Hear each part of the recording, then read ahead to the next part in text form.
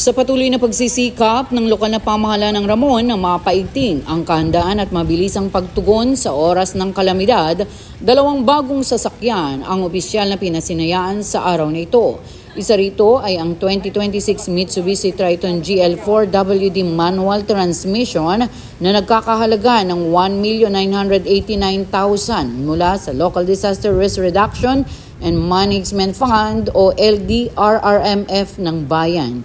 Ang naturang sasakyan ay magsisilbing service vehicle ng Municipal Disaster Risk Reduction and Management Office upang higit pang mapabilis ang kanilang operasyon at pagresponde sa mga emergency situations sa buong bayan. Pinangunahan ni Reverend Father Vincent Clemente at sinaksihan ni Mayor Giovanni M. Vizcara kasama ang mga opisyal at kawani ng lokal na pamahalaan ang pagbabasbas sa 2 sasakyan.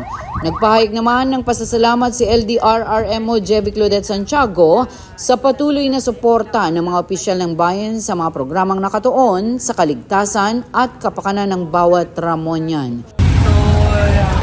Nagpapasalamat po kami sa suporta na ibinigay ng ating Local Disaster Risk Reduction Management Chairperson na pinangungunahan po ng ating Puting Mayor, Mayor Giovanni M. Vizcara, at sa suporta rin po na binigay po ng Local Disaster Risk Reduction Management Council.